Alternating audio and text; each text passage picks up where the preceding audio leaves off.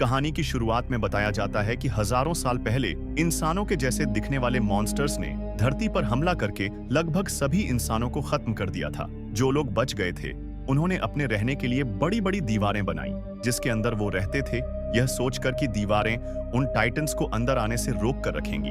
असल में इंसानों ने अपने रहने की जगह को 3 हिस्सों में बांट रखा था। तीसरा एरिया जिसमें खेती करने वाले और गरीब लोग रहते हैं, दूसरे एरिया में फैक्ट्री और बड़े बड़े काम किए जाते थे, और पहले एरिया में पॉलिटिशियन और अमीर लोग रहते थे क्योंकि पहला एरिया सबसे सुरक्षित था। किसी को भी एक एरिया से दूसरे एरिया में जाने की परमिशन नहीं थी। टाइटन्स को देखे हुए 100 सालों से भी ज्यादा हो गया है। लोगों ने टाइटन्स को भुला दिया था क्योंकि सालों से किसी ने उन्हें नहीं देखा था। कहानी के आगे एक लड़के को दिखाया जाता है जिसका नाम एरेन है। वह इन दीवारों के अंदर नहीं रहना चाहता था। उसका मानना था कि टाइटन्स नहीं होते, ये लोगों के द्वारा बनाई गई एक कहानी है। वह कहता है दीवारों के पीछे हो सकता है एक जन्नत हो, उसका जो मेल फ्रेंड होता है वह भी बहुत टैलेंटेड होता है, लेकिन यहाँ पर किसी को भी एक्सपेरिमेंट करना सख्त मना था। लोगों का मानना था कि अगर वो कुछ बनाएंगे तो हम सब खतरे में पड़ सकते हैं। वहीं पर एक लड़की को दिखाया जाता है जिसका नाम मिकासा है। वह एरन को पसंद करती थी और एरन भी उसे पसंद करता था।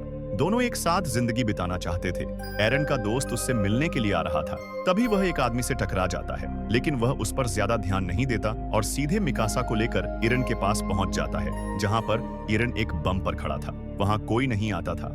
सब डरते थे कि कहीं बम फट न जाए, इसलिए एरन को वहां पर रहना अच्छा लगता था। मिकासा पूछती है दीवारों के पीछे क्या है, लेकिन इसके बारे में वहां किसी को पता नहीं था। तो वह तीनों दीवारों के पास जाने का डिसाइड करते हैं, जहां आम लोगों का जाना सख्त मना है। सोल्जरों से बचते बचते तीनों किसी तरह दीवार के पास पहुंच जाते हैं, लेकिन थोड़ी ही देर में सोल्जर उन्हें देख लेते हैं और उनमें हाथापाई शुरू हो जाती है। तभी बड़ा अफसर आकर उन्हें रोक देता है और सोल्जर्स को वहां से जाने को कहता है क्योंकि वह एरन को पसंद करता था। उसे एरन में एक जुनून दिखता था। सभी बातें कर ही रहे थे कि तभी जमीन जोर जोर से हिलने लगती है। जब वह ऊपर देखते हैं तो हैरान रह जाते हैं। उन्हें अपनी आंखों पर यकीन नहीं हो रहा था क्योंकि ऊपर दीवार से भी बड़ा मॉन्स्टर टाइटन खड़ा था, जिसे जाइंट कहते हैं, जिसके पूरे शरीर से आग निकल रही थी, मानो उसके अंदर लावा भरा हो। जाइंट जोर जोर से दीवार पर पैर मार रहा था, जिसके कारण वहां पर एक बड़ा सा होल हो गया था।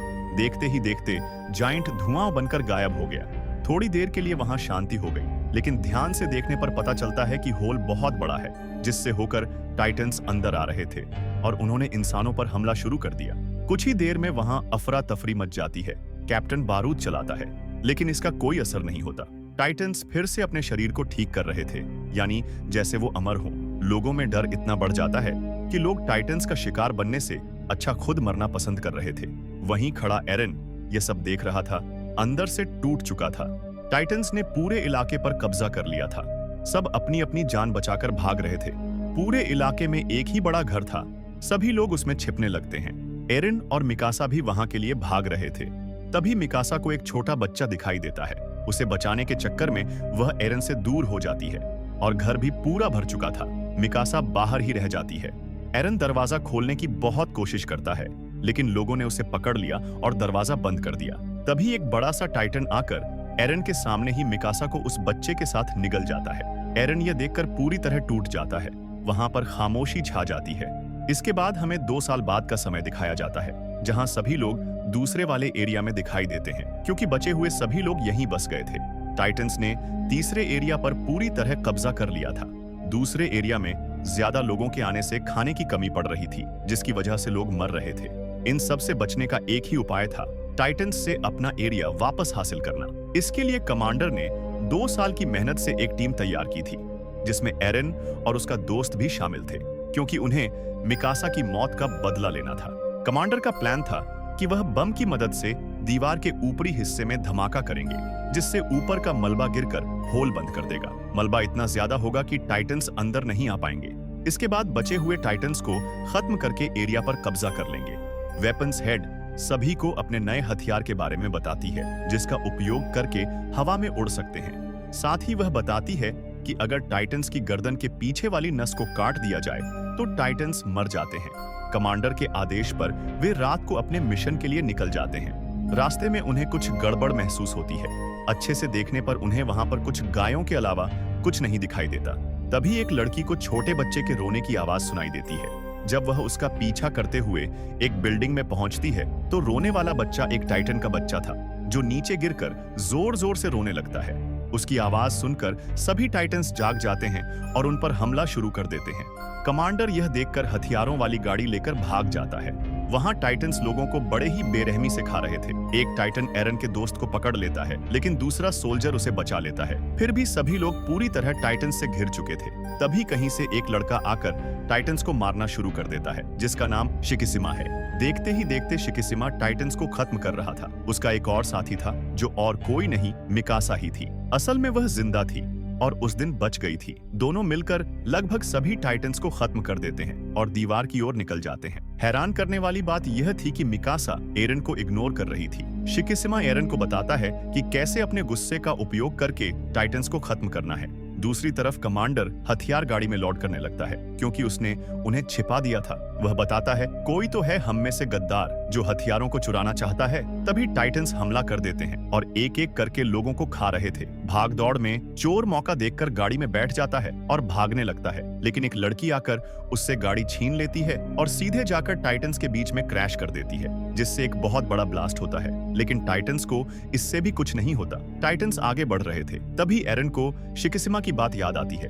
उसे हिम्मत मिलती है और वह सीधे जाकर टाइटन से भिड़ जाता है। कुछ टाइटन्स को मारने के बाद एक टाइटन उसके पैर को दांतों से काटकर उसे छत पर फेंक देता है। वह बहुत बुरी तरह घायल हो चुका था। इसी समय एरन के दोस्त को एक टाइटन पकड़ लेता है। सभी लोग टाइटन पर हमला करते हैं लेकिन उसका कुछ नहीं होता। एरन चाहकर भी कुछ नहीं कर पा रहा था। उसकी हिम्मत लगभग खत्म हो गई थी, लेकिन वह हार नहीं मानता और सही समय पर जाकर दोस्त को टाइटन के मुंह से बाहर निकाल लेता है, पर टाइटन उसे निगल जाता है। उसका सिर्फ हाथ बचता है। एरन देखता है कि वह उसके पेट में है और धीरे धीरे पच रहा है। जब मिकासा को यह पता चलता है तो वह अपना होश खो देती है और सीधे उसी टाइटन को मारने के लिए जाने लगती है, लेकिन उसका गियर खराब हो जाता है जिससे वह बुरी तरह नीचे गिर जाती है। उसके सामने वही टाइटन खड़ा था जिसने एरन को खाया था, लेकिन तभी टाइटन को अपने पेट में कुछ महसूस होता है और थोड़ी ही देर में टाइटन का मुंह चीरता हुआ एक और भयानक टाइटन बाहर आता है। वह सभी टाइटन्स को एक एक करके मारने लगता है। ध्यान से देखने पर पता चलता है कि वह कोई टाइटन नहीं बल्कि एरेन ही टाइटन बन गया था। थोड़ी देर बाद एरेन कमजोर होकर जमीन पर गिर जाता है। दूर खड़ा शिकिसिमा कहता है उसकी गर्दन को काट दो। किसी को समझ नहीं आता, लेकिन मिकासा वैसा ही करती है। वह उसकी गर्दन पर एक कट लगाती है जिसके अंदर से एरेन निकल आता है। हैरानी की बात यह थी कि उसके पैर और हाथ बिल्कुल ठीक हो चुके थे। सभी लोग यह देखकर चौंक जाते हैं, लेकिन शिकिसिमा मुस्कुरा देता है जैसे उसे पहले से पता था कि ऐसा होगा। यहीं पर मूवी का पहला पार्ट खत्म होता है। अगर आप दूसरा पार्ट देखना चाहते हो तो कमेंट करें। पार्ट 2 अगला पार्ट जल्द ही आ जाएगा। आपको मूवी अच्छी लगी हो तो वीडियो को लाइक करें और ऐसी ही मूवी एक्सप्लेनेशन देखने के लिए चैनल को सब्सक्राइब जरूर करें। धन्यवाद।